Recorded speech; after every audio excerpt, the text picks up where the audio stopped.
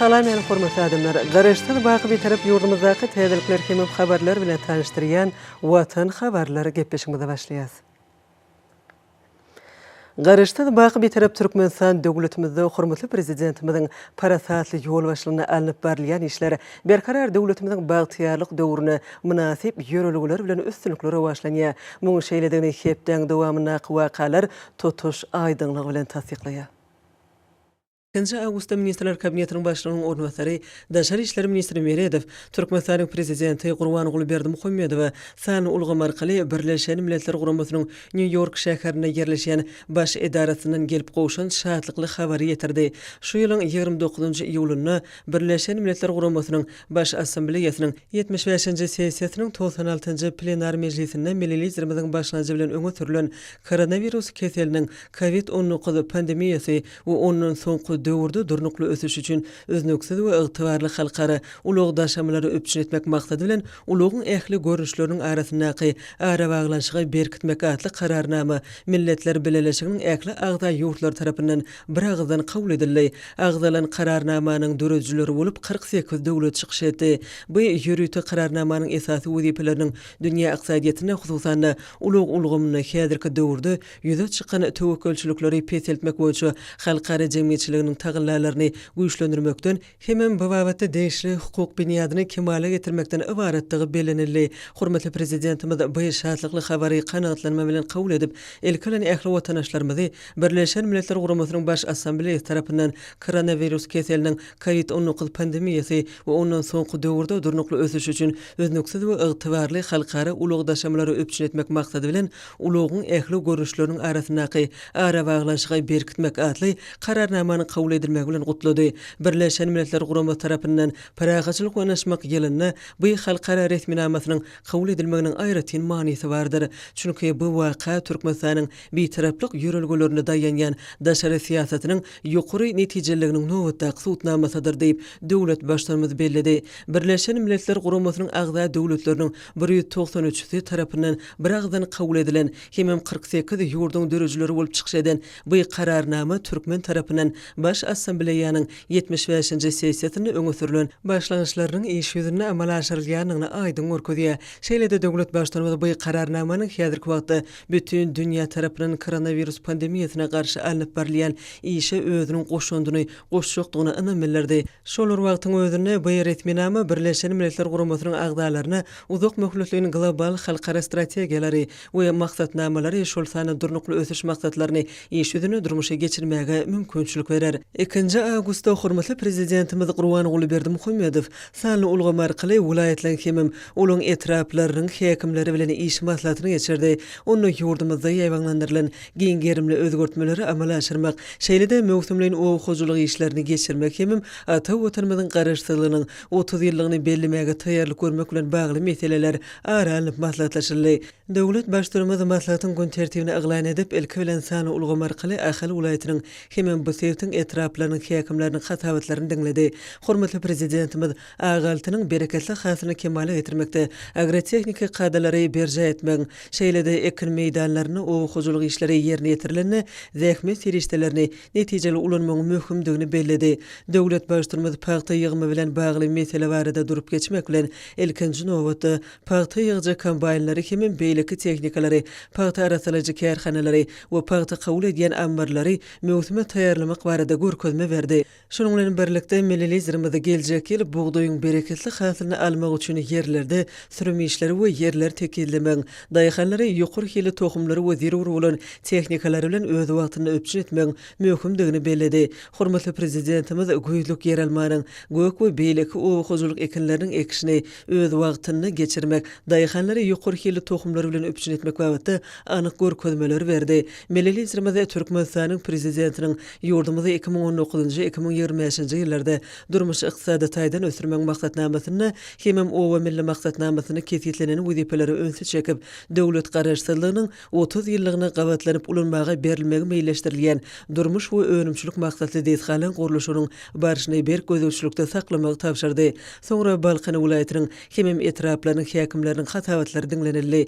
Milletlerimiz vilayetyň owa senat toplumyna mundan beýlegem üstünlikli ösürmek üçin bary bolan mümkinçilikleri ulanmagyň zerurdygyny belledi. Buğday ekmek üçin niýetlenen yerleri, tehnikalar we ýürütüleşdirilen enjamlary mewsime taýýarlap, daýhanlary ýokary hilli tohum bilen öpçün etmeli. Şeýlede ýetip gelýän paýta ýygyň mewsimi bilen bagly meseleleri çözmäge jogapkärlik çemeleşmeli. Hormatly prezidentimiz belledi. Melelizimiz ilatymyzy gök we beýleki örümler bilen ýylyň dowamyny öpçün etmegiň möhümdigini belläp, güýlük yer almany dörli gök önümleri gans şoňduryny ösürip ýetişdirmek agrotehnikanyň kadrlaryna laýyklykda olary ýyda etmek barada anyk görkezmeleri berdi. Bulardan başga-da Sewitiň ýaşaş durmuş düzüminiň hasam döwür barplaşdyrmagyna aýratyn öns bermeli. Türkmenistanyň prezidentiniň ýurdumyzda 2019-2025-nji ýyllarda durmuş ykdysady taýdan ösürmek maksatnamasyny hemem owa milli maksatnamasyny kesitlenen işleň öz wagtyna ýerine ýetirmek üçin ähli çäreleri görmeli diýip döwlet başdyrmyzy belledi. Hormatly prezidentimiz öňümüzdäki bayramçylyklary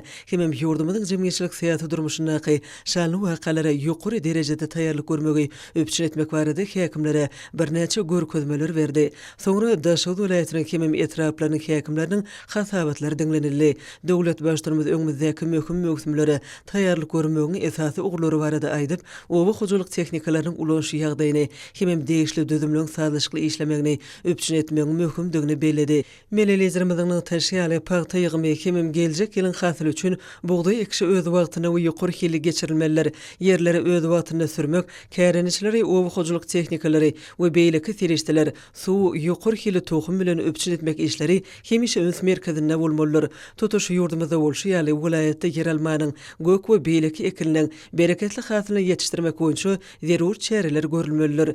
Döwlet başdyrmyzy ýurdumyzyň welaýatlaryny durmuş ykdysady taýdan ösürmäge, adamlaryň durmuş derejesini ýokurlandyrmaga gönükdirlen özgörtmeliň ähmiýeti barada aýtmak bilen Sewitde dörli maksatly desgalyň gurulşyny berk gözegçilikde saklamagy tapşyrdy.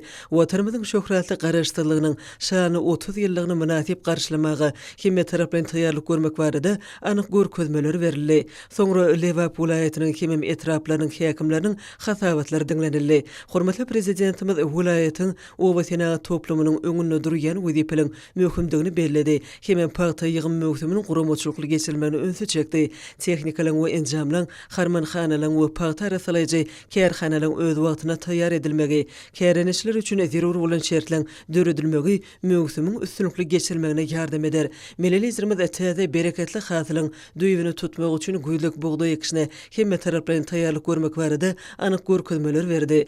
Hormatly prezidentimiz şaly ýetişdirmek meselesi barada aýdyp agrotehnik kadrlaryň taýkyk berjay edilmeginiň töwi ýygnamak boýunça meýilnamalaryň borçnamalary ýerine ýetirmek möhüm şerti bolup durýanlygyny belledi. Owa hojalyk önümleriň öndürilýän möçberini artdyrmak, hususan gant şoňlaryny güýlük yer almany beýleki gök ekinleri ýetişdirmek üçin welaýatda bar bolan mümkinçilikleri dowly peýdalanmak gerek. Şunu innowasion çemeleşmeleri önüm öndürjileri höwetlendirmek hemem hojalygy dolandyrmagyň öňde barjy usullaryny ornaşdyrmak esasy şertler bolup durýar diýip melelizirimiz anyk görkezmeleri berdi.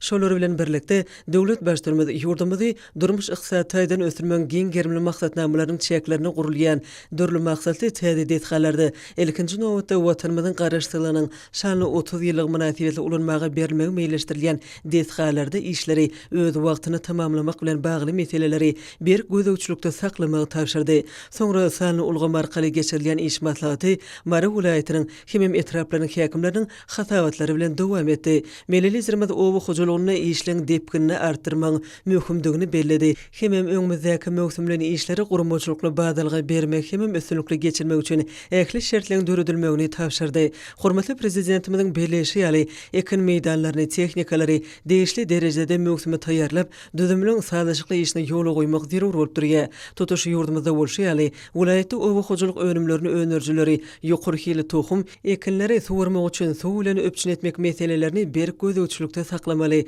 Döwlet başdyrmady güýlük yer almasynyň we beýleki gök önümliň öz wagtynda ekilmegini, şeýlede welaýatyň ekin meýdanlaryny gant şoňlaryny ýyda etmekde agrotehnik kadrlaryň berjay edilmegini tapşyrdy. Hormatly prezidentimiz şanly sene watanymyzyň garaşdyrlygynyň 30 ýyllygyna gabatlanyp açyljak binalaryň we desgalyň guruluş işleriniň depkinini artdyrmagyň zerurdygyny aýdyp häkimlere birnäçe anyk görkezmeler berdi. Melelizirimiz Türkmenistan parahaçylygyň we anaşmagyň watany diýilip aglan edilen şu ýylyň jogapkärli ýyllygyny bellep şanly seneniň ýetip gelýänini welaýat etrap häkimleriniň ünsüni çekdi. Bu ajaýyp waka münasibetli häzirki wagtda esasy maksat döwlete paýta tapşyrmak boýunça şertnamalaryň borçnamany ýerine ýetirmekden ibaretdir diýip döwlet başlygymyz aýtdy. Şonuň bilen baglykda gowatça ýygyp etmek, onuň bol hasly ösürip ýetirmek möhüm talap bolup durýar. 3 awgustda Türkmenistanyň prezidenti ýurdumyzyň ýergili güýçleriniň belen serkerde başly goşun general Gurbanoğlu Berdimuhammedow döwlet howpsuzlyk geňişiniň giňişleýän mejlisine geçirdi.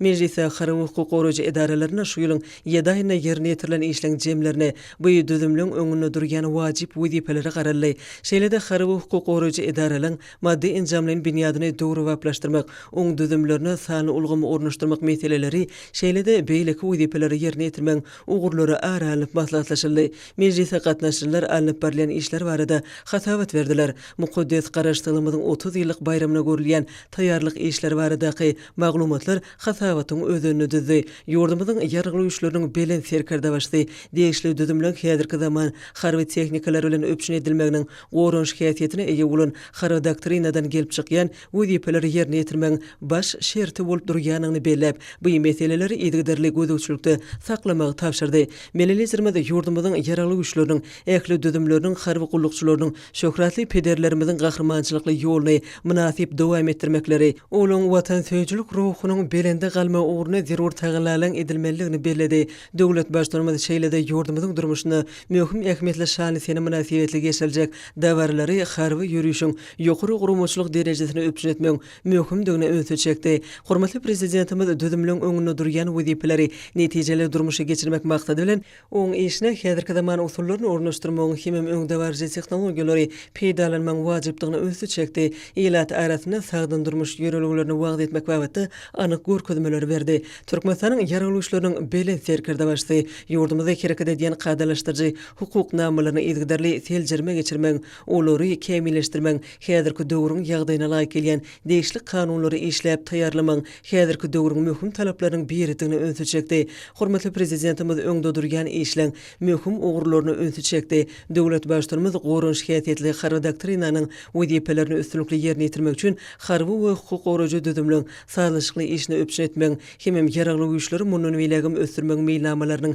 wajypdygyny belläp, düzümlerde tapşyryklaryň öz wagtynda hemem bir kimsiz ýerine ýetirmegine ýetdirli gözegçilik etmek tapşyrdy.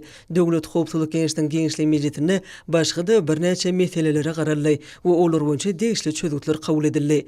4 awgustda paýtagtymyzda Türkmenistanyň prezidenti Gurbanoğlu Berdimuhammedowyň we Täjikistan Respublikasynyň prezidenti Emomali Rahmonyň arasynda gepleşikler geçirildi. Ýer bilen dostlukly ýurdun başlygynyň awtolyk kerbini motosikler topurynyň ugratmagyny paýtagtymyzyň merkezine ýerleşýän garaşdyrlyk meýdanyna geldi. Bu ýerde belent mertebeli mehmany resmi kabul etmek dawarasy boldy. Melelizirmede belent mertebeli mehmany Türkmenistanyň hökümet wekiliýetiniň agzalary bilen tanışdyrdy. Öz nowatyny dostlukly döwletiň başlygyny hormatly prezidentimiz Täjikistan Respublikasynyň hökümet wekiliýetiniň agzalary bilen tanışdyrdy. Täjikistanyň prezidentiniň sapary däp bolan dostlukly döwletlere gatnaşyklaryň aýdyň suwtnamasydyr. Şol gatnaşyklar hoşnýetli goňşuçylyk we özara düşünmek ýöreliglerini hemem iki taraplaryň gyzyklanmalary we gatnaşyklaryň munun wilegim puwtolandyrmagyny özara gyzyklanmalary esaslananlar.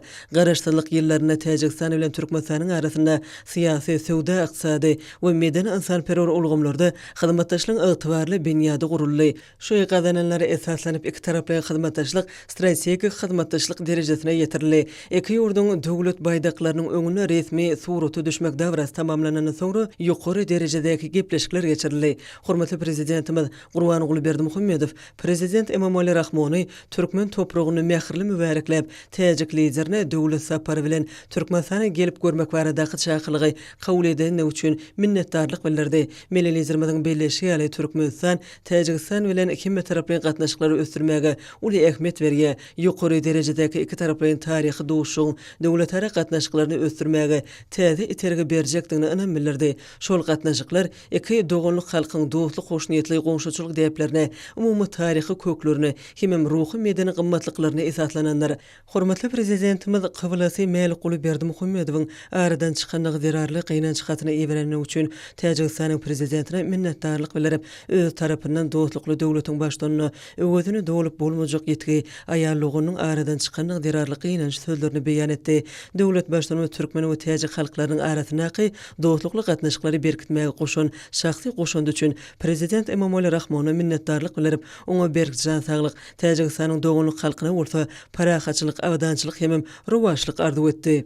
Prezident Emomali Rahmon Türkmenistana döwlet sapary bilen gelmäge iweren çakylygy hemem mähirli kabul edilenligi, şeýle-de doýgudaşlyk we gollaw sözleri üçin türkmen kärdeşine tüýsürekden hoşallyk bildirip, Aşgabat şäherine nowatdaky gezek gelip görmäge mümkinçiligiň döredilendigine şatdygyny bellidi. Belent mertebeli mehman Türkmenistan bilen dostlukly gatnaşyklary we hyzmatdaşlygy ösürmek Täjikistanyň daşar siýasatyna möhüm orun eýeleýän nykdy. Biziň ýurtlarymyzyň arasyndaky strategik hyzmatdaşlyk hakyndaky şertnama aýratyn ähmiýet berilýär. Söhbetdeşler dostlukly ynanşmak ýagdaýyna geçen gepleşikleň barşyna iki ýurduň eýe bolan mümkinçilikleriniň hemem durmuş ykdysady taýdan ösüşiniň esasy ugurlaryny nazara almak bilen ýoly goýulan netijeli hyzmatdaşlygy hasam giňeltmäge ygrar tasdikladylar. Türkmenistanyň hemem Täjikistanyň prezidentleri özleri gyzyklanma döredýän sewit we halkara siýasatynyň möhüm meseleleri boýunça pikir alşdylar. Soňra gepleşikler iki ýurduň resmi wekiliyetleriniň agdalarynyň gatnaşmagyny giňişleýän düzümde dowam etdi. Hormatly prezidentimiz Gurbanoğlu Berdimuhammedow, prezident Emomali Rahmony hemem oň wekiliyetiniň ähli agdalaryny ýene-de bergedek mähirli mübareklep, duşuşmak hemem iki ýurduň arasynda hoşnýetli hyzmatdaşlyk gatnaşyklaryny munun beýlegim giňeltmäge we berkitmäge degişli möhüm meseleleri aralyp maslahatlaşmak baradaky çakylygy kabul edilmegi üçin täjik liderine minnetdarlyk bildirdi. Döwlet başlygymyz gepleşikleň dowamyny döwlet ara gatnaşyklarynyň häzirki ýagdaýyna giňişleýän baha berilejekdigini, ozal gazalanyň ilalaşyklaryň ýerine ýetirişiniň barşynyň aralyp maslahatlaşyljakdygyny, türkmen täjik hyzmatdaşlygyny bary bolan mümkinçiliklere laýyklykda täze derejä çykarmak üçin geljeki ýagdaýlara garap öňdäki işleň kesitlenip bilinjekdigine ynam bildirdi. Hormatly prezidentimiz Gurbanoğlu Berdimuhammedow iki tarap bilen hyzmatdaşlyk meselelerini aralyp maslahatlaşmaga geçmeden öňürtü ýokary derejeli mehmany 2020-nji ýylyň noýabryna geçirilen prezident saýlawlaryna gazanan ynamly ýeňişi bilen ýene-de bir gezek gutlap, Emomali Rahmonyň şu saparynyň Täjikistan Respublikasynyň prezidenti wezipesine gaýtadan saýlanandan soň biziň ýurdumyzda ilkinji döwlet sapary bolmagynyň öz boşly manysynyň bardygyny bellidi. Milli liderimiz türkmen täjik gatnaşyklarynyň esaslary barada aýtmak bilen şol gatnaşyklaryň döwlet ara hyzmatdaşlygynyň esasy ugurlaryna we geljegine bolan garaýşlary babatda bolşýaly, sewit we halkara ösüşleriň ýagdaýy babatda da özara düşünmek bilen şertlendirilen nykdy.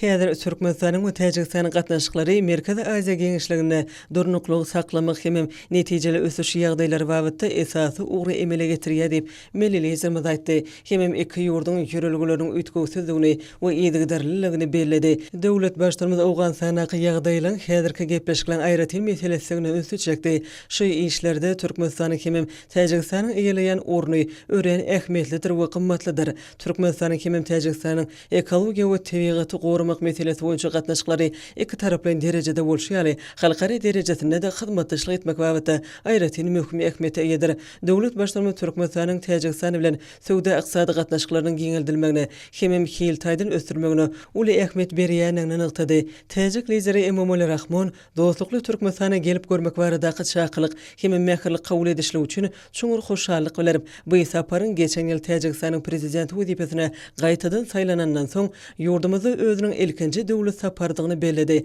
Hemem gutluklary we gollaw sözleri üçin sag bolsun aýtdy. Prezident Emomali Rahmon milli liderimiziň täjik türkmen dostluk we hyzmatdaşlyk gatnaşyklaryny hemme tarap bilen ösürmek wajipligi barada aýdan sözlerini gollap, öz tarapyndan hyzmatdaşlygyň ähli ugurlary boýunça döwlet ara gatnaşyklaryň giňeldilmegine tüýsürekden gyzyklanma bildirýänini aýtdy. Hemem hut şeýle çemeleşmäniň iki doganlyk halkyň anyk maksatlaryny beýan edýänini we olaň düýpli bähwitlerine kybap gelýänini nykdy. Prezident Emomali Rahmon döwlet garaşsyzlygynyň öňde boljak şany senesi münasibetli Türkmenistanyň başlygy we ähli doganlyk türkmen halkyny gutlap, garaşsyz ösüş ýoluny täze üstünlikleri gazanmagy arzu etdi. Taraplaryň tagallalary we umumy erkin netijesinde häzirki wagtda bize iki tarap bilen gatnaşyklaryň birnäçe wajip meseleler boýunça hiltaýdan öňe ilerlemek başardy diýip täjik lideri nykdy. Hemem ýokary derejedäki häzirki duşuň taryhy ähmiýetini bellidi. Prezident Emomali Rahmonyň pikirine görä, uly hyzmatdaşlygyny ösdürmegim iki tarap bilen gatnaşyklaryň möhüm düzüm bölegi bolup durýar. Iki ýurduň çäktaýdan ýerleşişi we ýakynlygy bu gurda gatnaşyklary giňeltmek tebii ýagdaýlaryny talap edýär. Täjikistanyň başlygynyň belleşýäli halkara gurumlaryň çäklerini hyzmatdaşlyk etmek döwlet ara gatnaşyklaryň möhüm bölegidir.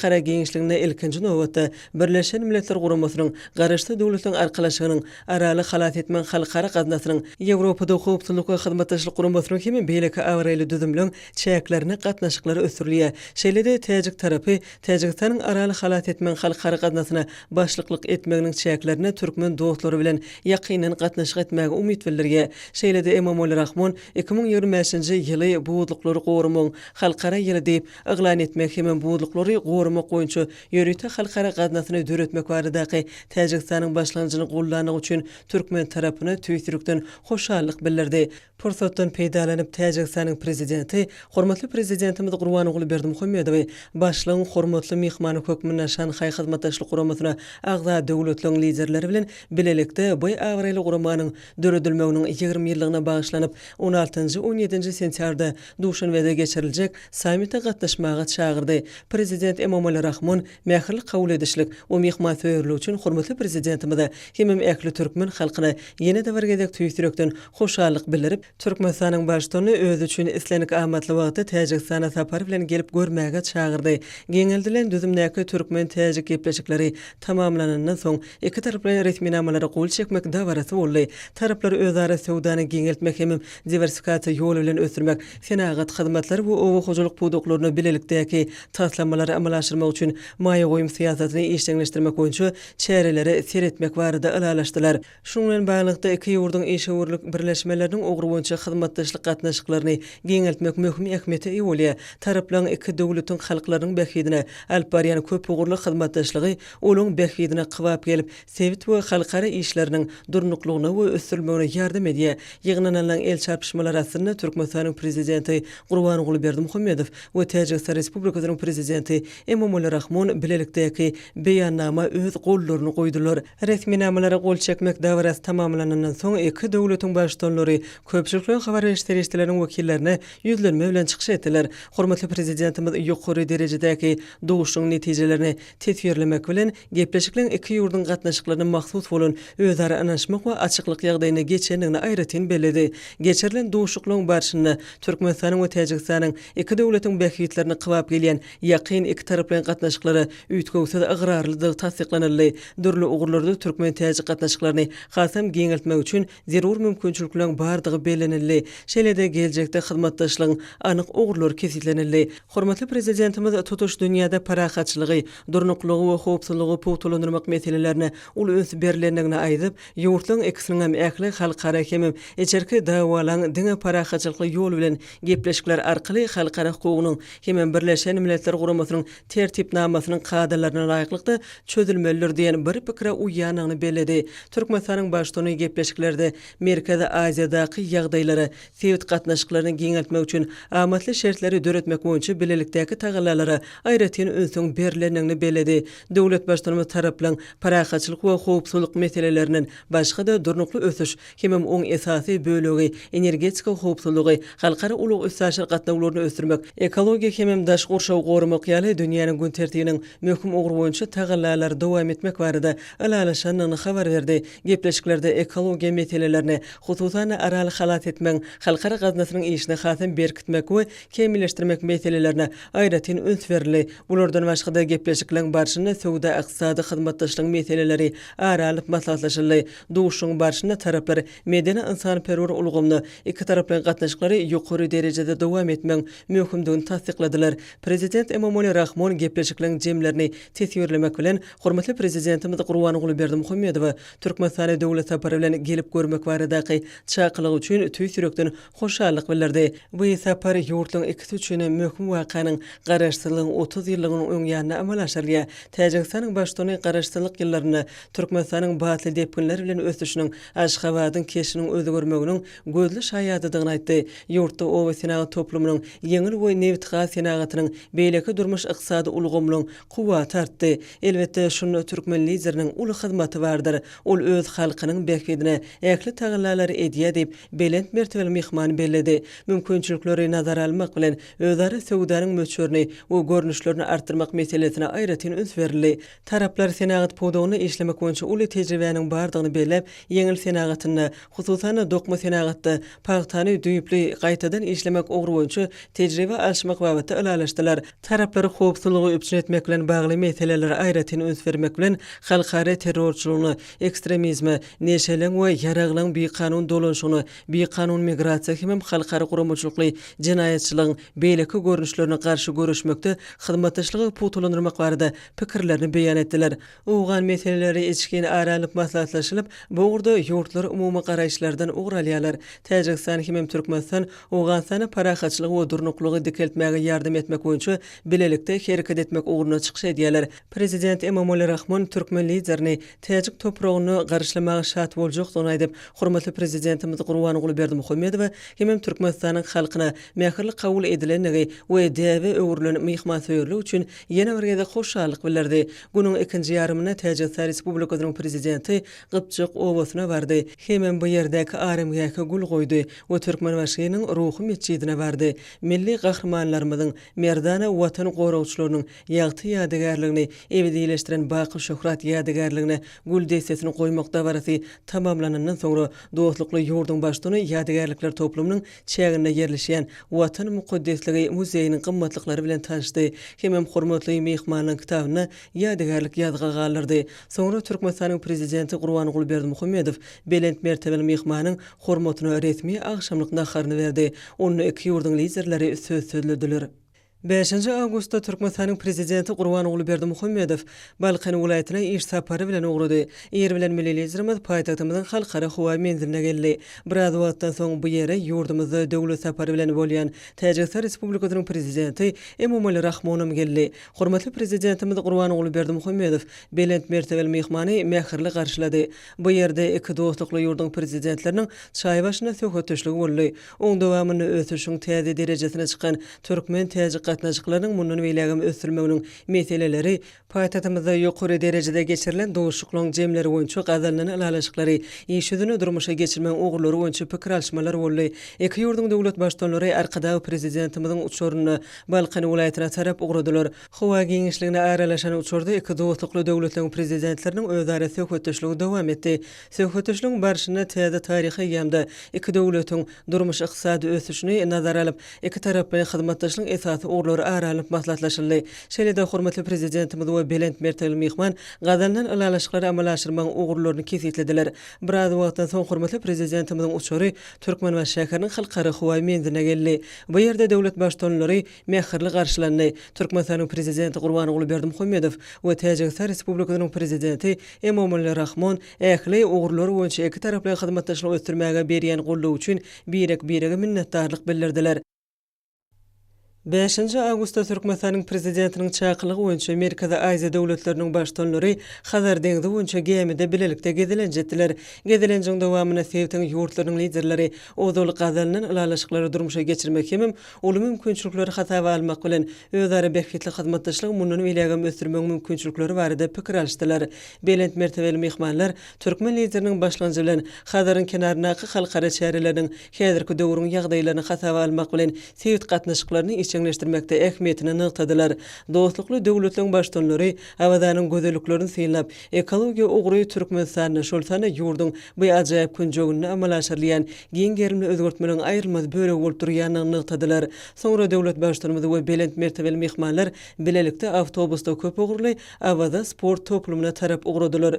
Ýüzüňre milli syýahatçylyk zowlagynyň tebigy aýratynlyklaryny hem gaşaň desgallaryny synladiler. Soňky ýyllarda bu künjokda amatly den jalmak we saglygyny berkitmek üçin ähli şertlere eýe bolan häzirki zaman şipaxana denjaş düzümi emele geldi. Türkmenistanyň prezidenti we belent mertebeli myhmanlar köp ugurly awaza sport toplumyna beden teri we sport bilen meşgullanmak üçin döredilen mümkinçilikleri bilen tanışdylar. Merkezi Aziýa döwletleriniň başdanlary Türkmen lider tarapyndan amala aşyrylýan halkyň saglygyny goramagy, jemgyýetde sagdyň we işçiň durmuş ýörelgesiniň berkitilmegine, ýurtda beden teri we sport hereketiniň ösdürmegine, häzirki zaman ugurdaş düzümleriniň döredilmegine gönükdirilen strategiýanyň ähmiýetini bellediler. 5 Awgustda Türkmenistanyň prezidenti Gurbanuly Berdimuhammedowyň we Türkiýe Respublikasynyň prezidenti Recep Tayyip Erdoganyň arasyna telefon arkaly söhbetdeşlik boldy. Söhbetdeşler iki ýurdun köp ugurly gatnaşyklary putulandyrmagy, dowam etdirmegi, baş ugur edinýänliklerini hem şeýle hyzmatdaşlyk geňeltmek üçin has amatly şertleň döredilýänini anam bilerip, taraplaryň en gowy hoşniýetli goňşuçylyk ýörelgeleri hem iki halkyň bähwitleri esasyna guralyan döwletara gatnaşyklaryny munun we elegem işçileşdirmäge hem taraplaryň taýýardyklaryny ýytadylar.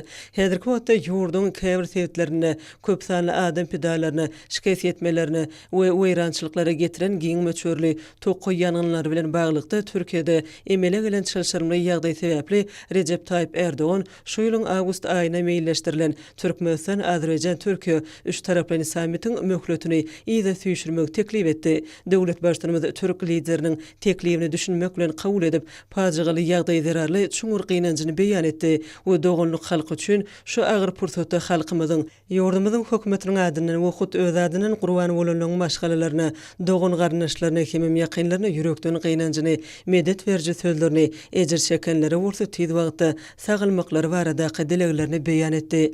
6 awgustda bu ýerde Hazaryň kenaryna Abada milli tähaçylyk zowlugyny Türkmenistanyň prezidenti Gurbanuly Berdimuhammedowyň başçylygyny Merkezi Aziýa döwletleriniň başçylarynyň 3-nji konsultasiýa duşugy boldy. Milli liderimiz sammit başlanmadan ozal dostlukly ýurtlaryň başçylary bilen duşdy. Ilkilen Türkmenistanyň prezidenti Gurbanuly Berdimuhammedow Qırğız Respublikasynyň prezidenti Sadyr Japarow bilen duşdy. Belent mertebeli mehman mähirlik kabul edileni üçin tüýsürekden hoşallygyny beýan edip, Türkmenistana ýene-de gelip görmäge şatlygyny bellädi. Döwlet başçylymyz hoş niyetli sözler üçin minnetdarlyk bildirip, ýurdumyzyň Merkezi Aziýada özara bähritli hyzmatdaşlygy puwtalandyrmak, hemem giň etmek ugruna çykyş edýändigini bellädi. Soňra Türkmenistanyň prezidenti Gurbanuly Berdimuhammedow Özbegistan Respublikasynyň prezidenti Şawkat Mirziýoýew bilen duşuşdy.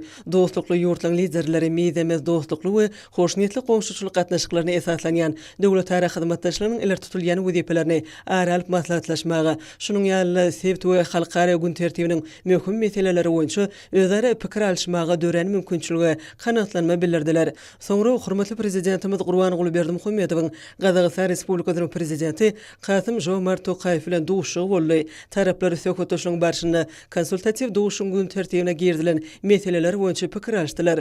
Duşukda sebitimin weýlegem ösdürmek bilen baglanyşly möhüm meseleler aralyp maslahatlaşdylar. Soňra Türkmenistanyň prezidenti Gurbanuly Berdimuhammedow Täjikistan Respublikasynyň prezidenti Emomali Rahmon bilen duşuşdy. Duşuň barşyna ozal gazanyň ilalaşyklary, amalaşdyrmaň barşyna hemem döwletara gatnaşyklarynyň iler tutulýan ugurlaryna öns berildi. Olaň netijeli häsiýeti syýasy, diplomatik, sowda, ykdysady we medeni insanperwer ulgamlarda hyzmatdaşlygy ösdürmek hemem hasam puwtalandyrmak üçin uly mümkinçilikler açýar. Soňra hormatly prezidentimiz Gurbanuly Berdimuhammedow Birleşen Milletler Guramasynyň baş sekretarynyň ýöretme wekili, Birleşen Milletler Guramasynyň Merkezi Aziýa üçin öňnaşy diplomatiýa boýunça Türkmenistanyň sebit merkeziniň ýolbaşçysy Natalya German bilen duşuşdy. Milli liderimiz Merkezi Aziýa üçin öňnaşy diplomatiýa boýunça Türkmenistanyň sebit merkeziniň ýolbaşçysyna ýurdumyzda geçirilen halkara forumlaryna hemem taryhy ähmiýetli şanly wakalary için gatnaşýan üçin minnetdarlyk bildirip, Birleşen Milletler Guramasynyň ýürütüleşdirilen düzümleri bilen netijeli hyzmatdaşlygy munun bilegem ösdürmäge gyzyklanma bildirýändigini beýan etdi. Forum başlamazdan ozal Merkezi Aziýa döwletleriniň başçylarynyň bilelikde suraty düşmek dawarasy boldy. Soňra Abada Kongresler Merkeziniň mejlisler zalyna Merkezi Aziýa döwletleriniň başçylarynyň konsultatiw duşugy geçirildi. Hormatly prezidentimiz dostlukly goňşy ýurtlaryň liderlerini mähirli mübarekler, sebitiň ösüşine degişli möhüm meseleler boýunça çözgütleri aralyp maslahatlaşmak we işläp taýýarlamak üçin Türkmenistana gelmek barada şaklygy kabul edendikleri üçin belent mertebeli mehmanlary minnetdarlyk bildirdi. Türkmenistanyň başçylarynyň belleşi ýaly Merkezi Aziýa döwletleriniň başçylarynyň konsultatiw duşugynyň çäklerine geçirilen ozalky mejlisler syýasy özara hereketlen şu görnüşiniň esaslygyny, peýdalygyny hemem ýokary netijeligini önümli görkezdi. Türkmenistanyň prezidenti meseleleri aralyp maslahatlaşmalyň däp bolşýaly, hoş niyetli we netijeli ýagdaýda geçjekdigini önem bildirip, Merkezi Aziýa döwletleriniň başçylarynyň 3-nji konsultatiw duşugyny açyk diýip eglan etdi. Soňra milli liderimiz döwletleriň başçylaryny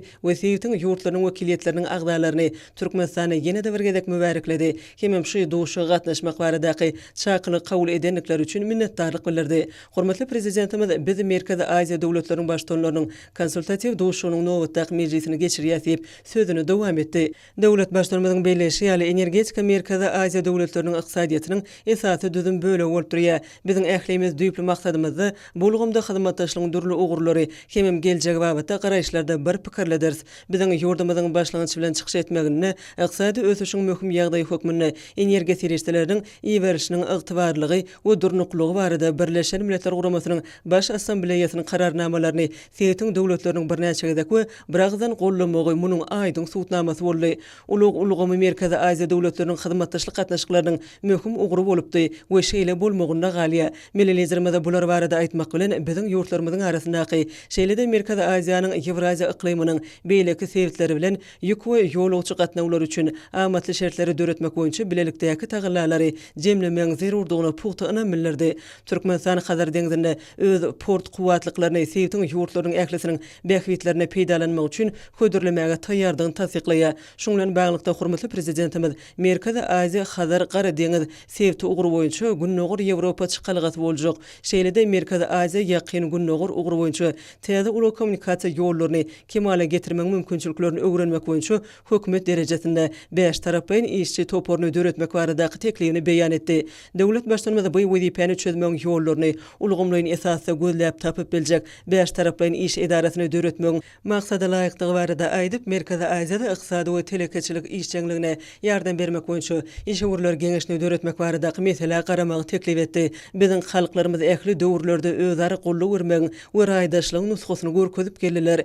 Emma pandemiýaga garşy görüşmek, COVID-19 sebäpli ýüze çykýan tewekkelçilikleri azaltmak derejesi günüden güne bagly bolan meseleleri çözmäge ulgamlaryň we ýokary hunar ustatlygy derejesinde çemeleşmek talap edýär. Şonuň bilen baglykda döwlet başlanmaz ilim diplomatiýasynyň ugry boýunça sebäpdiň ýurtlarynyň lukmançylyk jemgyýetçilikleriniň arasyndaky gatnaşyklary işçileşdirmäge hemem koronawirusyň gelip çykyşynyň tebigatyny, şolar sebäpli döreýän keseliň ýüze çykyşynyň görnüşlerini, giňişlerini öwrenmäge ýokunç keselleri bejermek hemem öňüne almaň täze usullaryny işläp taýýarlamaga girişmek teklif etdi. Şonuň bilen baglykda da milletlerimiz epidemiologiýa, virusologiýa hemem bakteriologiýa boýunça Merkezi Aziýa sebäp merkezini döretmek maksady laýyk boljakdygy barada pikirini aýtdy. Bize Merkezi Aziýadaky ekologiýa ýagdaýyny gowlandyrmak boýunça tagyllaryň utgaşdyrmagyny, sebäplerini hyzmatdaşlygyň esasy meselelerini hatarına goşýar. Ilkinji nowatda görüň araly halat etmek, ýerleň yaramazlaşmagyny we çölleşmegine garşy görüşmek, buzluklary gorap saklamak we suw serişdelerinden oýlanşykly peýdalanmak barada barýar. Soňra milletlerimiz sebäpdiň döwletleriniň başdanlaryna söz berdi. Ilkinji bolup çykşadan Gazaqstan Respublikasynyň prezidenti Kasym Jomart Tokayew mehmansyýarlyk we forumyň ajaýyp gurulanyny üçin Türkmenistanyň başdany tüýsürekden hoşallyk bildirip Merkezi Aziýa döwletleriniň garaşsyzlygynyň 30 ýyllygynyň belenilýän ýylyna geçýän häzirki dowuşyň öz bolşy mana eýedigini bellädi. Şu döwür içinde sebäpdiň ýurtlary döwlet gurmak işinde durmuş ykdysady ösüşde ruhy medeni mirasy dikeltmekde uly ösüş gazandylar. Gırgızstanyň başdany ýokary guramaçylyk derejesinde dowuşyň geçirilmegine Türkmenli Türkmenistanyň hyzmatyny nagtab Merkezi Aziýanyň ören möhüm strategik ähmiýetli sebäp bolup durýanyny, bu ýerde hemme tarapy hyzmatdaşlyk ösürmek sebäpdiň ähli döwletleriniň uzak möhletliğin bähwitlerine laýyk gelýänini bellädi. Täjikistanyň başdany mähirlik kabul edişlik we häzirki dowuşyň ajaýyp gurulanyny üçin hormatly prezidentimize hoşallyk bildirip, häzir Merkezi Aziýanyň ýurtlarynyň arasynda syýasy, sowda, ykdysady we meden insanperwer hemem beýleki ulgamlarda gatnaşyklaryň durnukly depkiniň ýolu goýulanyny bellädi. Özbegistan Respublikasynyň prezidenti çykyşynda sammitiň ajaýyp gurulanyny hemem bilelikde üstünlikli işlemäge döredilen şertler üçin Türkmenistanyň prezidentine hoşallyk bildirip, umumy syýasy erkin hemem bilelikdäki tagyllaryň netijesinde bugün biziň sebäpimiziň hoşnýetli goňşuçylygyň özara bähitli hyzmatdaşlygyň we durnukly ösüşiň geňişligine öwrülýänini bellädi. Merkezi Aziýa üçin öňünaş diplomatiýasy boýunça sebäp merkeziniň başdany forma gatnaşmaga döredilen mümkinçilik üçin türkmen liderine hemem sebäpdiň döwlet başdanlaryna hoşallygyny beýan edip, Merkezi Aziýa sebäpine aýratyn öns berýän Birleşen Milletler Guramasynyň baş sekretary Antonio Guterres'iň bu dowuşygy gollaýanyny, bu çäreniň sebäp hyzmatdaşlarynyň dolanyňsyz oňyn meýilleriniň suwtnamasy bolup durýanyny belläniňi hemmeleri üstünlikli we netijeli işlemek arzu edýänini aýtdy. Milletlerimiziň belleşi ýaly gyzyklanma bildirler netijeli we geňişlerini pikir alşmalar boldy. Köp sanly ören peýdaly hemem mazmunly teklifler aýdyldy. Olaň ählisi biziň mundan beýleki hereketlerimiziň peýdasyna bolup geljekde anyk işler üçin many mazmunly bitewi meýdançany kemale getirer. Türkmenistanyň prezidenti dowuşygy tamamlap, ýurtlaryň liderlerine hemem wekiliýetliň agzalaryna netijeli işler üçin minnetdarlyk bildirdi. Merkezi Aziýa döwletleriniň başdanlarynyň konsultatiw dowuşygyň netijeleri boýunça bilelikdäki beýannama kabul edildi. Sonra Avada Kongresler Merkezi'nin Ulu Meclisler Dalyny Täjikistan Respublikasynyň prezidenti Emomali Rahmony Merkezi Aziýa döwletleriniň başdanlarynyň hormatly nyşany bilen sylamak dabrasy boldy. Türkmenistanyň prezidenti belent mertebeli mihmanlary, wekiliýetleň agdalaryny we dabara gatnaşylan ähletine ýüzlenip, çäre gatnaşanlyklary oň üstünlükli geçmegini we ýokary netijeli bolmagyny öpçün eden işçilikleri üçin minnetdarlyk bildirdi. Hormatly prezidentimiz dowuşyň ýokary derejede netijeli bolunyny kanatlanma bilen dykap, onu gazalanan Şyklanyň Merkezi Aziýa döwletleriniň uzak möhletlerini geljek üçin netijeli hyzmatdaşlygyna täze uly tapgyry alamatlandyrýanlygyny bellidi. Soňra millililerimiziň belleşi ýaly biz ören jogapkärlik we dawaraly çäre gatnaşmak üçin şu ýazarla ýygnanyk. Hormatly prezidentimiz Gurbanyň Berdimuhammedow döwlet başdanlary tarapyndan Täjikistan Respublikasynyň prezidenti Emomali Şaripow Rahmony Merkezi Aziýa döwletleriniň başdanlarynyň hormatly nyşany bilen sylamak hakyna bir agzdan çözgüdüň kabul edilenligi barada habar berdi. Ol bu nyşany Merkezi Aziýa ýurtlarynyň arasynda dostlugy, hoşnýetli goşuşçylygy, özara düşünşme we hyzmatdaşlygy ösürmekde, sevitde parahatçylygy we howpsuzlygy putulandyrmakda, halkara beleleşiginde Merkezi Aziýa döwletleriniň bilelikdäki bähwetlerini we başlanýyşlaryny ilerletmekde bitiren ajaýyp hyzmatlar üçin münasip boldy. Bu ýysylyk hak eýesine gowuşdy diýip döwlet başdanymyz nykdy. Döwlet başdanymyz Täjik kardeşine bu ýysylyk münasibetli tüýsürekden gutlawlaryny beýan edip, oňa berk jan saglyk, uzak ömür hemim döwlet we halkara işlerine täze üstünlükleri Täjikistanyň ähli halkyna bolsa bagtyarlyk, parahatçylyk we rowaşlyk arzuw etdi. Soňra bu ýere ýygnanalan el çarpışmalary arasynda dawraly ýagdaýda hormatly prezidentimiz Gurbanyň Berdimuhammedow prezident Emomali Rahmony Merkezi Aziýa döwletleriniň başdanlarynyň hormatly nyşanyny gowşurdy. Täjikistanyň başdany üstünlükli we netijeli bolmagyna ýardam eden konsultasiýa dowuşyň ajaýyp gurulany üçin türkmen liderine ýene de birgede hoşallyk bildirip, öz işine berilen şeýle ýokary baky üçin hormatly kardeşlerine çoňur hoşallyk bildirdi. Hemen bu sylagy ilkinji nowatda ähli Täjik halkyna hormatyň nyşany kökmünde kabul edýänligini beledi. Merkezi Aziýa döwletleriniň başdanlarynyň Awada milli syýahatçylyk zowlugyna geçirilen konsultasiýa dowuşugy Türkmenistanyň köpügürli sebit we halkara hyzmatdaşlygyny ösdürmek meselelerini öňden görjülükli we jogapkärlik çemleşýänligini ýene de birgedek aýdyň görkezdi.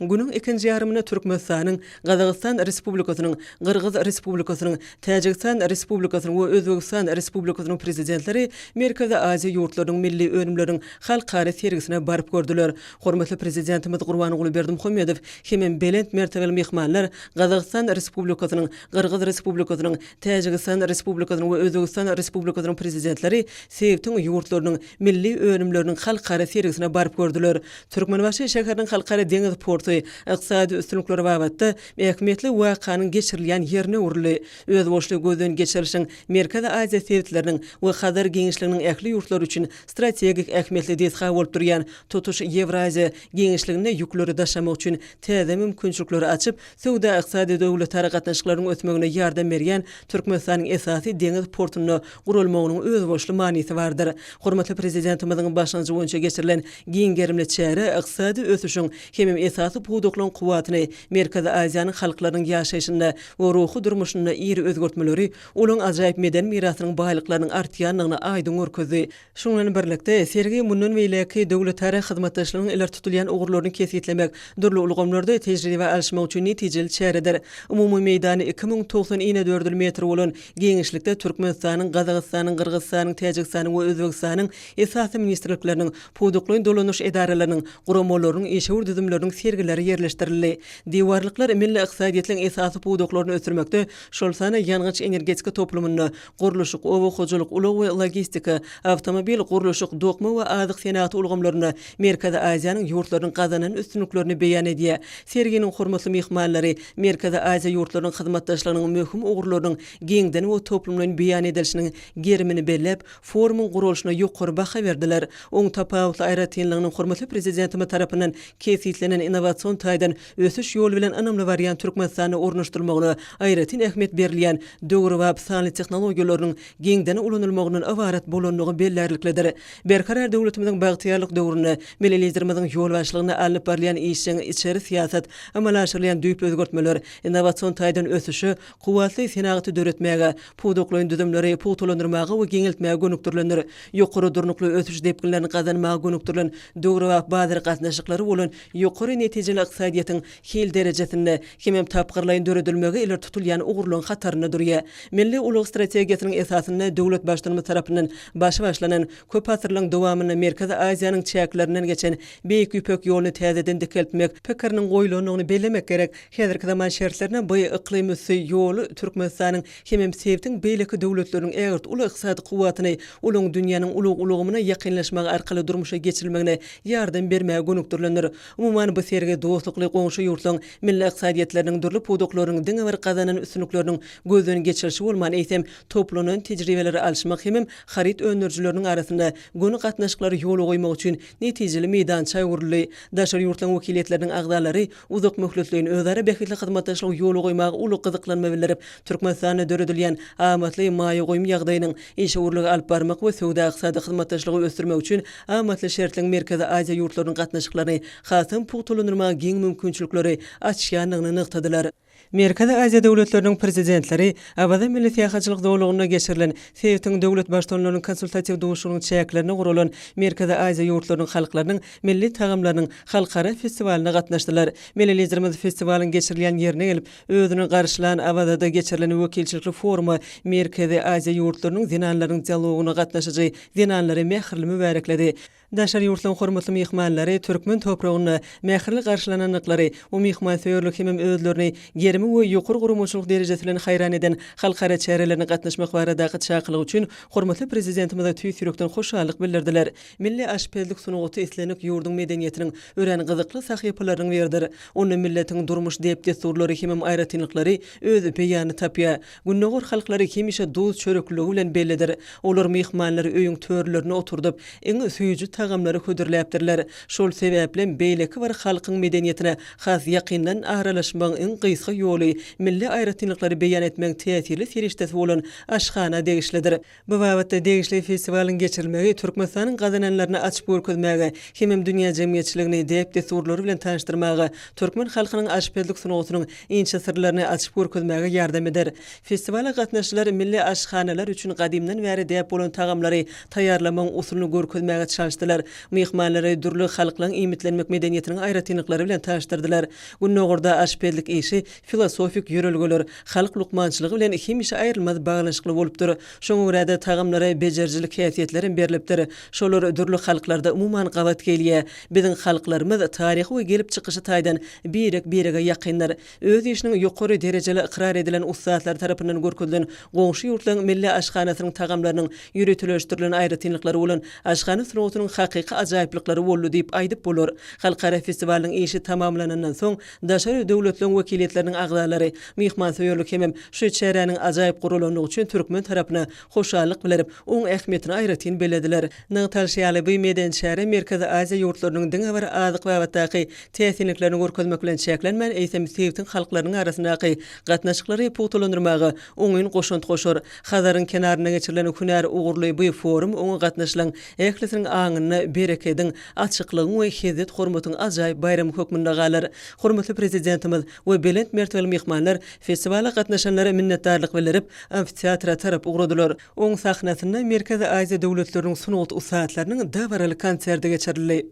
Gadymy Hazaryň kenarynaky dörejlik bayramy hormatly prezidentimiziň başlanjy bilen türkmen deňiz ýakasyna ul üstünlik bilen geçirilen ýokary derejedäki çäreleň jemini jemledi. Türkmenistanyň Denjalçy dowlugynyň amfiteatrına agşam ýaýbanlandyrylan dawarada ählimi parahatçylyk hatirasyna dostluk we ılalaşyk atly ugry esas boldy. Bayramçylyk many mazmunyna baý dörejlik maksatnamasynda Merkezi Aziýa ýurtlarynyň wekilleriniň halk dörejliginiň we häzirki zaman sunugatynyň baýlygy we özboşlugy depleriň dowamatlygy şöhlelendi. Konsertde türkmen sunugat ustadlary bilen bir hatarda Gazagystanyň, Kyrgyzstanyň, Özbegistanyň we Täjikistanyň meşhur artistleri çykyş etdiler. Parahatçylykda we ulalaşykda ýaşaýan halklaryň dostluk we doganlyk baglarynyň bozulmazlygyny beýan edýän milli aýdymlardan we täsirlerden aýry-aýry bölekleri ýerine ýetirildi. Dostlukly ýurtlaryň milli liderlerine hemem bu mülayim tumuz agşamy Abadanyň meşhur açyk konsert meýdançasyna ýygnanalan hemmesine durly dillerde gutluglar we arzuwlary beýan edildi. Işıgın, renkin, sesin sazlaşygynyň hem mümkinçiliklerini ulanmagy mümkinçilik berýän innowasion tehnologiýalarynyň giňden ulanylmagy bu konsertiň esas aýratynlyklarynyň biri boldy. Konsertiň çäklerine Merkezi Aziýa ýurtlarynyň milli tagamlarynyň halkara festiwalyna gatnaşan iň gowy aşpezlary sylamak dawarasy boldy. Birleşen Milletler Guramasynyň baş sekretärining ýürüýte wekili, Birleşen Milletler Guramasynyň Türkmenistanaky Merkezi Aziýa üçin öňünaş diplomatiýa boýunça Sewit merkeziniň ýolbaşçysy Natalia German festiwala gatnaşyjy ýurtlaryň milli toparlarynyň her birine festiwalyň ýeňjisiniň diplomuny, gymmat bahaly sowgatlary hem Amerikanyň Birleşen Ştatlarynyň $10,000 gowşurdy. Gadymy köştepde tansiýa bu konsertiň jemleýiji sahnasy boldy. Milli däpleri özüne siňdiren halk dörejiliginiň bu ajaýyp nusgasy türkmen artistleri we olaň Merkezi Aziýa ýurtlarynyň kärdeşleri bilen bilelikde ýerine ýetirildi. Köpçüliklerin ýerine ýetirilen bu sahna bilelikdäki konsertiň esasy pikirini, ýagny parahaçylygyň ötüşüň hatirasyna dörejilik agdyberliginiň dawralanmagyny bellädi. Hut dörejilik gatnaşyklary halklara birek tanamagy we düşünmäge, ýakynlaşmak üçin tükünüksiz mümkinçilikleri özünde saklayan täsini sunugat dünýäsini özleri üçin açmagy kömek edýär.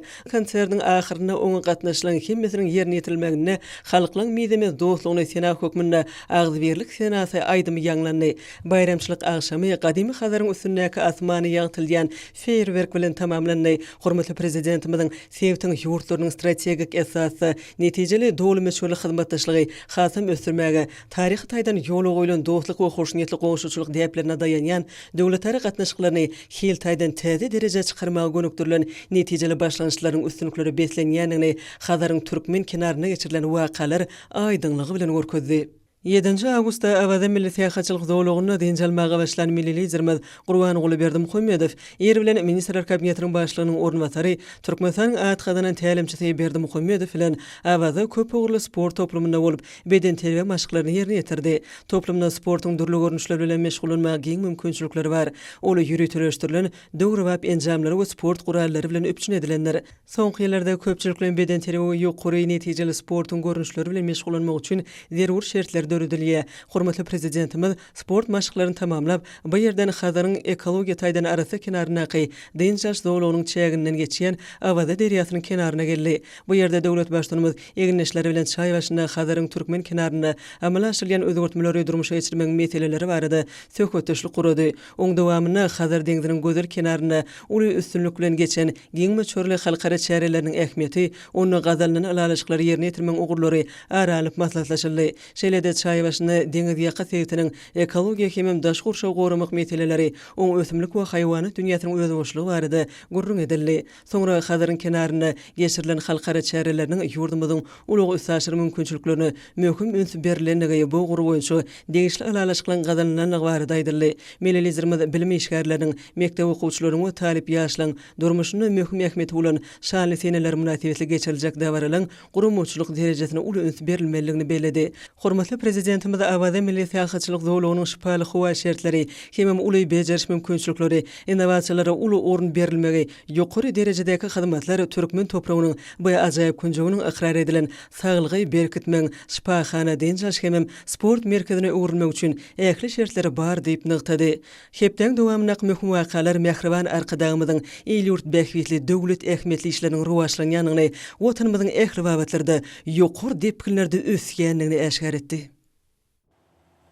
Hormatly prezidentimiz ministrler kabinetiniň şu ýylyň 6 aýynyň jemlerine başlap geçirilen Giňişlik mejlisinde ýurdumyzyň ýolbaşçy düdümleriniň 1 Awgustdan Dynjaşa çykýanyny aglan etdi. Şeýlelikde arkadagy prezidentimiziň tagyllaty bilen milli ykdysadyýetimiziň puduklarynyň düdümleň ýolbaşçylary Hazaryň ekologiýa taýdan arasy kenaryna amatly Dynjaşyň höýüni görýärler.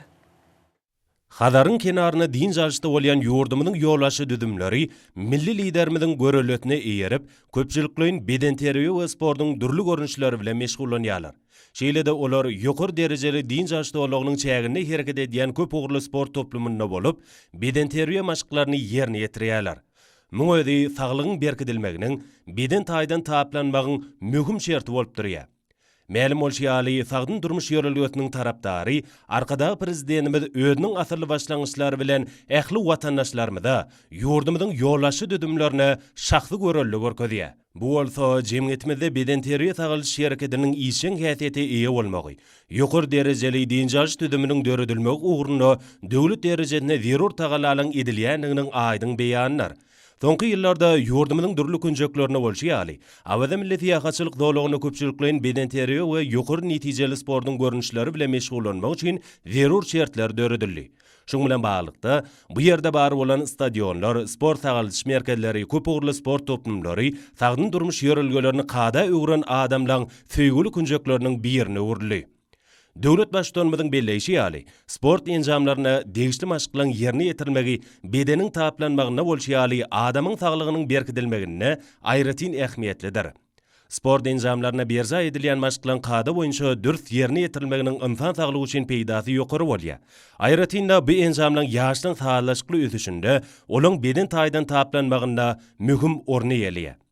Bedenteriýe maşgylaryny ýerine ýetirmek, sport bilen meşgullanmagyň adamda ruhulentlik, maksady okkunlyk döretýänligini köp ýyllyň durmuş tejribesi suwd etdi. Şu nukdaý nazardan arkadaky prezidentimiz bedenteriýe tagylyş şereketini, sagdyn durmuş ýörelgelerini durmuş kadatyny öwürmegiň zerurdygyny belleýär. Şeýlelikde ýurdumyzda ýokary netijeli sporty ösdürmek, halkara derejeli turgunlar taýýarlamak meseleleri döwlet siýasatynyň ileri tutulýan ugurlarynyň birine urly. Hadarın kenarına gurulan sport toplumunda sportun durlu görünüşleri bile meşgullanmak giň mümkinçilikler var. Dünýäniň öňde barjy önüme önürjüleriň iň kämil enzamlary bilen üpçün edilen sport toplumlaryna saglygyny berkitmek, beden taýdan taplanmak üçin ýokary derejeli mümkinçilikler var. Muňa özi ýurdumyzda adamlar we olaň saglygy baradaky aladatyny esasy ornuna durýandygynyň nowatdaky beýanydyr. Tomuzky dinjaş mögütümünde saglygyny goramak we berkitmek mümkinçiligine eýe bolan awada milleti ýahaçylyk dowlagynyň işini ýokary derejede guramak meselelerine möhüm ünserliýär. Ýere gelen aýtsak, bu künjekde amatly howa gurşaw uzaklanýar. Awadaanyň tebiği aýratynlyklary bilen sağlaşygy emele getiren dinjaş düdümi bu ýere gelýän adamlar üçin ýokary derejeli hyzmatlary hödürleýär. Bu bolsa Tomuz mögütüminde dinjaşda bolýan adamlaryň şol sanda ýurdumyzyň ýollaşy düdümleriniň saglygynyň berkidilmegine amatly dinjaşy guramakda ähmiýetlidir. Edi diýärimiziň her bir sebäpiniň göreni haýran galyrýan öz boşly, diňe bir özüne mahsus ajaýyp tebigat gözellikleri bar. Berkarar watanymyzyň ösümlik we haýwanat dünýäsiniň köp taraply häsiýetli aýratynlygy bilen tapawutlanýan künjekleriniň birim Balkan welaýatynyň Magdymyl etrafynda ýerleşýän Sünt-Hasardag döwlet tebi goruhanasydyr. Sünt-Hasardag döwlet tebi goruhanasy Sumur deriýasynyň we Çendir çaýynyň ogurlaryny ýakalap oturan ödüm aýrylykda ýerleşýän Aýdere, Çendir hemem merkezi bölümlerinden ibaratdyr. Olar bir-birlerinden 50 kilometr töwereg daşlykda ýerleşýärler.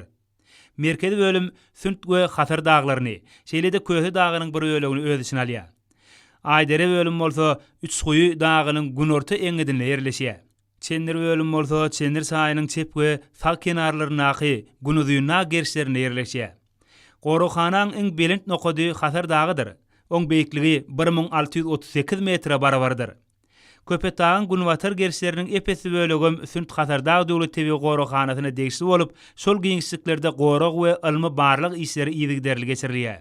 Günorta Gunwatar köpetagyň ösümlik dünýäsi görnüşleriniň baýlygy bilen tapawutlanýar. Bu ýerde olaň 1300-den gowrak görnüşleri ýüze çykarylypdyr we şolardan 115-ti başga hiç ýerde gawat gelmeýän ösümliklerdir.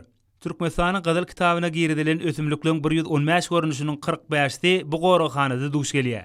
Hormatly prezidentimiziň Türkmenistanyň dermanlyk ösümlikleri atly ilmi ensiklopedik kitaplarına beýan edilen ýokary bejer şäherletli dag dermanlyk ösümlikleri bolsa aglabasy hoçsu sebitde görýärler. Şeýlede Sumur jülgesi adam saglygynyň tebiği taýdan arasda goragçylary bolan dermanlyk ösümlikleri de ören baýdyr. Şoň ýalam goruhanaň çägindäki ösümlikler bir näçe tokoy dowlaklaryny emele getirýärler. Hormatly prezidentimiziň yglan eden milli tokoy maksatnamasinden uguralyp geçirilýän derwät şäherler hem goruhanaň esasy işleridir. Sünt-Hasardag döwlet tebi goruhanasynyň baý haýwanat dünýäsi bar. Bu ýerde möөр-möjekleň 2400-e barabar görüşleri duş gelýär. Sumur deriýasynda Çendir çaýyna we sebäpden köp sanly dag çeşmelerine baglyklaryň 6 görnüşi hatawanlandyr. Goruhanaň giňişliklerinde goşulaň 160-dan gowrak görnüşi duş gelýär. Bu yerde howany, suwlary, topragy, ösümlik we haýwanat dünýäsyny öwrenmek boýunça gödöwçilik işlerem üstünlikli amala asyrlýar. Şeýle-de Goroxanaň işgärleri hormatly prezidentimize döredip beren döwrewap şertlerdir mümkinçilikleri üçin alkyş we hoşallyk sözlerini aýdýarlar.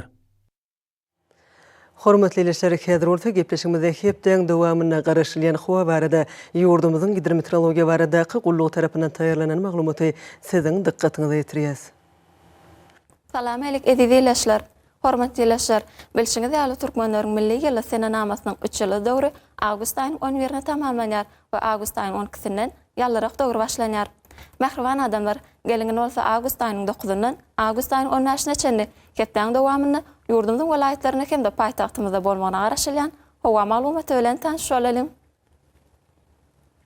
Yani gelecek hepdeniň dowamyny ýurdumyz çagyna gün ortagyna tardan gurak howa akymyň aralaşmagy netijesinde howanyň gece temperaturalaryň durmak ýagdaýda bolmagyna garaşylýar. Hasta qigy. Ýurdumyzyň balkan welaýatyny atkan bulutly, hepdeniň ahyryny üýtgäp duran bulutly howa bolup, gün ortagyna gordan gün nogara ugruny etdiýän tiýlik sekundda 8-13-den 12-17 metre ýetýän şemalyň ysmyny hem de howanyň temperaturasynyň gecelerine 23-28 gradusyn 30 gradusga çenli maýyl, gündüzlerine 38-43 gradus, welaýatyň kenary etraplaryna 30-40 gradus ysy bolmagyna garaşylýar.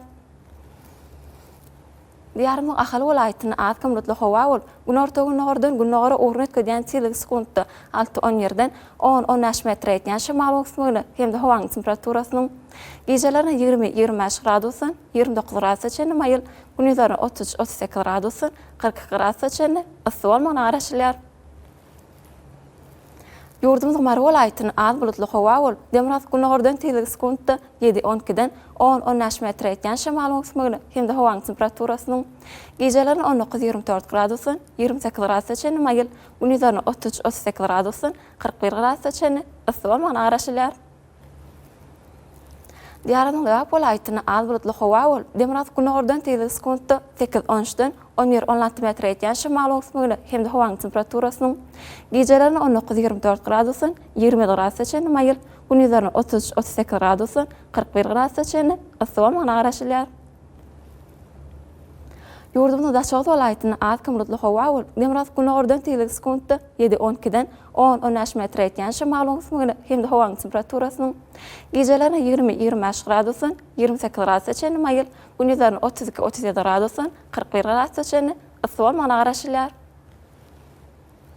Paýtagtyň Aşgabatda az bulutly howa bolup, gün ortagyna gordan gün nogara ugruny etdiýän tiýlik sekundda 7-10-dan 10-12 metre ýetýän şemalyň ysmyny hem de howanyň temperaturasynyň gecelerine 23-25 gradusyn 28 gradusga çenli maýyl, gündüzlerine 36-38 gradusyn 40 gradusga çenli ysy bolmagyna garaşylýar. Ýurdumyzda awgust aýynyň 9-nda magnit radiýasiýasynyň gowşak ýagdaýda saklanmagyna garaşylýar. Mähriban adamlar, siz awgust aýynyň 9-ndan awgust aýynyň 15-ne çenli hepden dowamyny ýurdumyzyň welaýatlaryna hem de paýtagtymyzda bolmagyna garaşylýan howa maglumaty bilen tanış boluňuz.